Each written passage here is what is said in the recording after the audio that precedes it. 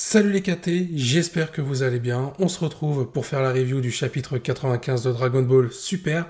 Est-ce que j'ai apprécié ce nouveau chapitre ou est-ce que, comme les autres, je n'ai pas du tout aimé ce qui m'a été proposé? Est-ce que c'était fade? Eh ben, je vais peut-être en surprendre certains. J'ai plutôt apprécié l'ensemble de ce chapitre, mais attention, il y a quand même beaucoup de points négatifs, il y a beaucoup d'incohérences si on regarde la chronologie des événements de Dragon Ball Super par rapport à l'évolution de certains personnages. On va surtout parler de l'évolution de Piccolo. J'avais déjà parlé de l'évolution de Gohan sur la review précédente. Je vais certainement y revenir à un moment donné parce qu'il y a des choses qui ne vont pas par rapport au développement de ces deux personnages en termes de timing par rapport à ce qui a été fait dans Dragon Ball Super. Mais avant de revenir sur ça, on démarre ce chapitre avec une petite dose d'humour, notamment avec Krillin et sa famille, sa fille, ainsi que C18. On peut voir que Krillin est appelé pour tout simplement résoudre le problème qu'il peut y avoir avec l'armée du ruban rouge, et il y a une petite scène avec sa femme C18 qui se pose des questions sur le fait que Krillin va devoir s'absenter, et donc le restaurant qu'il devait faire avec sa famille, ça tombe à l'eau. On a même le droit à un petit moment comique, Dragon Ballesque, si on peut dire après Dragon Ballesque, au niveau Dragon Ball Super, encore une fois, on voit C18 qui demande à Krillin avec qui il discute, avec quelle femme il parle. Krillin la rassure en lui disant que c'est tout simplement son boss par rapport à son travail. Un chapitre qui démarre donc avec une dose d'humour avant directement d'attaquer ce qui nous intéresse le plus, le combat entre Gohan face à Gamma 1 et Piccolo contre Gamma 2, Piccolo qui se dévoile au grand jour face à l'armée du ruban rouge qu'il espionnait depuis un certain temps. Gohan est même surpris de voir Piccolo, et pour moi ça ne passe pas vraiment. Je veux dire, Gohan, par rapport à son développement, par rapport à ce qui nous a été montré dans l'œuvre de Dragon Ball, notamment Dragon Ball Z, Gohan, c'est quand même un personnage qui est censé être l'un des plus intelligents de la Z-Team, et il n'a pas été capable de reconnaître Piccolo déguisé en soldat de l'armée du ruban rouge pour infiltrer cette armée. Pan a réussi à le reconnaître. Gohan, lui, a échoué. Ce que je trouve vraiment dommage, c'est qu'on dévalorise Gohan, son développement à la fois individuel, mais aussi son développement collectif avec Piccolo. On rappelle que Piccolo, quand on connaît l'œuvre de Dragon Ball, il s'est occupé de Gohan lorsque Goku était dans l'au-delà. Il y a une relation particulière entre Piccolo et Gohan. Alors je veux bien comprendre qu'ils ont voulu jouer sur une dose d'humour, le fait que Gohan ne reconnaisse pas Piccolo sous les traits d'un soldat de l'armée du ruban rouge, mais quand même, c'est Gohan. Comme je viens de le dire il y a quelques instants, Gohan fait partie des personnes les plus intelligentes de l'univers 7. Et en plus de ça, il a quand même passé la moitié de son temps, de sa vie, aux côtés de Piccolo, vu que c'est son sensei et limite son deuxième père. On fait passer Gohan pour quelqu'un d'aveugle et d'ignorant concernant Piccolo et par rapport à tout ce qui l'entoure. Gohan est censé être quelqu'un qui est capable d'analyser tout type de situation. Là, il ne reconnaît pas Piccolo. The Chipote peut-être, mais quand on prend en compte le développement de ce personnage qui a démarré au tout début de Dragon Ball Z, par rapport à tout ce qu'il a traversé, on voit qu'il manque quelque chose par rapport à Dragon Ball Super pour le cas de Gohan. On voit qu'ils l'ont nerfé au niveau de sa puissance, et on voit qu'il n'arrive pas à s'en servir correctement par rapport au développement qui a été fait autour de lui. Et ce chapitre va démontrer aussi un autre problème, quelque chose de répétitif dans Dragon Ball Super, par rapport à la relation Piccolo-Gohan, et surtout par rapport à l'usage de Gohan, par rapport à son rapport avec le combat. On peut voir qu'il est rapidement déstabilisé lorsqu'il voit que Piccolo est également présent sur les lieux, lorsque Piccolo se montre au grand jour face à l'armée du ruban rouge. On voit que Gohan, il n'est plus concentré. Piccolo lui dit même « Concentre-toi sur ton combat, on verra tout ça après ». Le problème, c'est que ce type de scénario, on l'a trop souvent vu dans Dragon Ball Super pour Gohan. Il a toujours besoin de Piccolo pour pouvoir se concentrer face à ses adversaires ou encore avoir un power-up pour pouvoir défier et vaincre ses adversaires. Le souci, c'est qu'à un moment donné, ce type de scénario, on va pas pouvoir le répéter 107 fois. C'est déjà beaucoup trop. En fait, ce qui est très embêtant dans ce chapitre par rapport à Gohan et Piccolo, c'est que pour moi, on a deux aspects complètement différents avec d'un côté un point négatif et de l'autre côté un point positif. Le point négatif, c'est comme je viens de l'expliquer, Gohan a toujours besoin de Piccolo. Le point positif, c'est notamment dans la deuxième partie du chapitre, avant que Piccolo ait son power-up, on va en parler, on peut voir que Gohan et Piccolo vont combiner leurs forces, ils vont s'allier à deux pour tenter de vaincre Gamma 1 et Gamma 2. En soi, c'est plutôt sympa, voir Piccolo et Gohan combattre côte à côte, en se comprenant sans forcément parler, ça, c'est bien joué.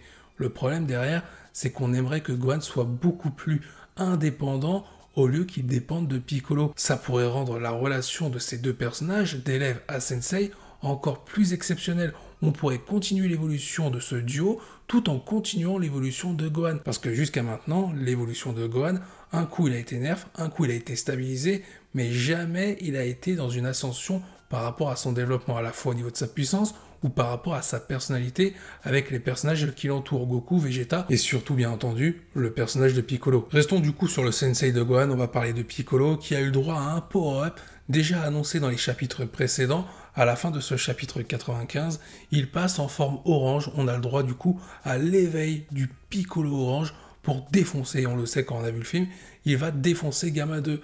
Alors qu'est-ce que je pense de ce power-up? Pour moi, l'idée est bonne. Le fait de remettre Piccolo en avant, de lui donner un power-up, pourquoi pas? L'idée est originale, surtout une forme orange, même s'il y a eu toutes les couleurs déjà dans Dragon Ball Super. Pourquoi pas? En soi, c'est pas une mauvaise idée. Le problème, encore une fois, c'est une question de timing. Pourquoi Piccolo, et c'est comme Gohan aussi, pourquoi Piccolo a ce power-up à ce moment-là par rapport à ces enjeux-là qui touchent la planète Terre? Pourquoi n'a-t-il pas réfléchi avant le tournoi du pouvoir pour avoir un power-up afin d'être prêt d'affronter tout type d'adversaire? Ça aurait servi pour l'univers 7. Pourquoi Piccolo ainsi que Gohan? Je parle de Gohan parce que j'avais eu ce débat dans la review précédente. Pourquoi ces deux personnages n'ont pas réagi avant, notamment lors du tournoi du pouvoir, comme je l'ai évoqué, voire juste avant, pendant le moment de la préparation, lorsque l'univers 7 se préparait à aller affronter les autres univers afin de garantir leur survie. Je ne comprends pas pourquoi dans Dragon Ball Super, ils n'essayent pas de lier les arcs entre eux, parce que ça mène de l'incohérence. Pourquoi il y a des personnages qui évoluent à ce moment-là, alors qu'ils auraient pu évoluer avant et être utiles face à d'autres adversaires? Notamment, pourquoi pas, durant l'arc Black Goku, Gohan aurait été utile, par exemple, aux côtés de Mirai Trunks. On aurait pu faire pas mal de symbolique avec le personnage de Trunks, aux côtés de Gohan, lui rappelant son sensei à l'époque, lorsqu'il était aux côtés de Mirai Gohan. On a loupé beaucoup trop de choses dans Dragon Ball Super, avec des idées qui pourtant, dès le départ, étaient très intéressantes. Malheureusement, l'exécution n'a pas suivi, et c'est bien dommage, parce que ce chapitre 95, il n'est pas mauvais, mais il manque quelque chose quand même. En plus, j'ai quand même un ressenti qui est complètement différent quand je lis un chapitre de Dragon Ball Super. Alors là, en soi, on lit des chapitres qui sont dus à l'adaptation du film Dragon Ball Super, Super Héros. Donc forcément, les émotions ne vont pas être présentes, puisqu'on sait ce qui va se passer. Le problème, c'est que même auparavant, quand on lisait un chapitre, on n'avait plus autant d'émotions par rapport à ce qui allait arriver, et il y a beaucoup d'incohérences. Et tout ça fait que on ne ressent plus forcément de vives émotions sur ce qui nous est présenté. Et c'est dommage, parce qu'à chaque fois, on se dit, tiens, les idées sont intéressantes, où est-ce que ça va aller? Et finalement, ça ne mène à rien. Et des fois, ils s'auto-gâchent même l'œuvre, c'est-à-dire qu'ils proposent des idées, et derrière, ils vont les annuler en réalisant quelque chose qui n'a ni queue ni tête. Et ça, c'est vraiment du gâchis, parce qu'on peut vraiment se dire que Dragon Ball Super, finalement, c'est devenu une œuvre commerciale, une œuvre financière, et plus une œuvre passionnelle. Mais malgré tout, on peut voir qu'ils tentent des choses, mais ils ne vont pas au-delà. Si on regarde la construction du scénario, on va prendre en compte cet arc. Pan a été enlevé par l'armée du ruban rouge, Gamma 1 et Gamma 2 prônent la justice, mais sont du côté de l'armée du ruban rouge qui ont kidnappé Pan, une enfant. D'ailleurs, Gohan le dit dans ce chapitre, ce n'est pas cohérent par rapport à l'ambition qui est représentée avec Gamma 1 et Gamma 2. Gohan leur dit que vous représentez la justice, mais par contre, vous représentez l'armée du ruban rouge qui a enlevé Pan. Vous représentez donc aucune justice, ou tout simplement une justice qui ne correspond pas à celle des terriens.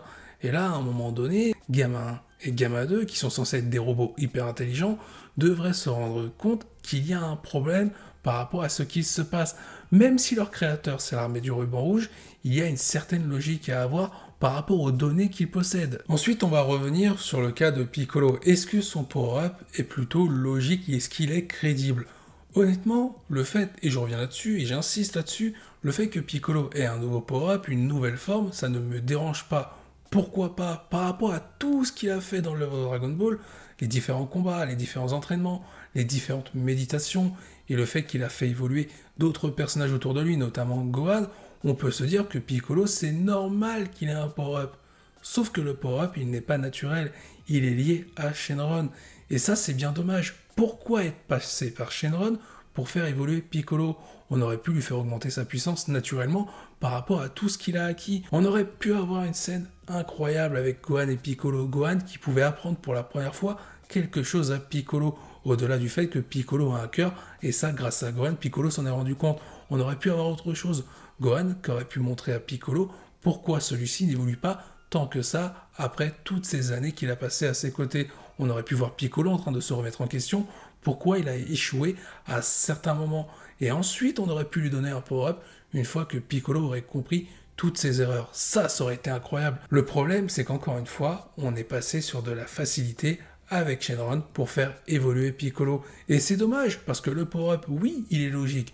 Maintenant, au niveau des conditions d'obtention de ce power-up, pour moi, ça ne me va pas du tout. Mais en soi, ce chapitre est une nouvelle fois représentatif de ce qu'est Dragon Ball Super.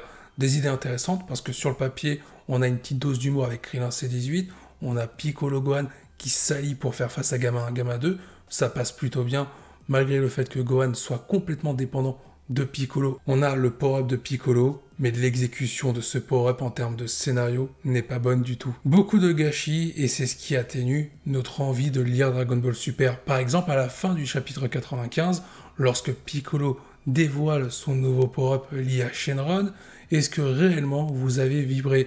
Non, pour plusieurs raisons. Déjà parce que c'est une adaptation, une réadaptation du film Dragon Ball Super, Super Héros pour la partie manga, donc on sait ce qui va arriver concernant Piccolo et Gohan, mais en termes de logique, en termes d'histoire, est-ce que vraiment ça nous émeut plus que ça? Pas du tout. Il y a d'autres exemples que je peux vous donner. Lorsqu'on a eu le cliffhanger avec l'arrivée de Black Freezer pour défoncer, one-shotter Goku et Vegeta, à ce moment-là, à une autre époque, ça nous aurait fait vibrer. Là, ça nous a laissé plutôt perplexes. C'est la représentation aujourd'hui de Dragon Ball Super, de l'incertitude, et on ne sait pas où on va. Donc oui, ce chapitre 95, il est plutôt bon, agréable à lire, mais on est loin d'être sur une dinguerie. C'est sur ces derniers mots que je vais conclure cette review. J'espère que ça vous a plu. N'hésitez pas à donner votre avis en commentaire. Je vous dis à la prochaine, portez-vous bien, et n'oubliez jamais que la volonté du KT soit avec vous.